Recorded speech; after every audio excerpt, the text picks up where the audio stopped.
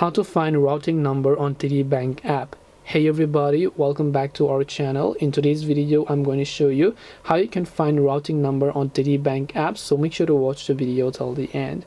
Now whether it's the TD Canada or the TD US application over there, you should be able to go ahead and then basically open the TD Bank application here, and then once you have done that, you can just tap the login option. So first you want to tap on continue, and then just make sure that you log into your TD Bank account over here. And as you log in, right after you enter your username or access card and password and then you log in, you should be able to find the account section where you'll be able to find your routing number on the TD Bank app. This way you'll be able to find routing number on TD Bank app.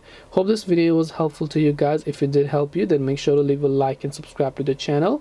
If you have got any more questions, queries, doubts, feel free to also leave them down below. Thank you very much for watching till the end of this tutorial, and see you soon in the next video.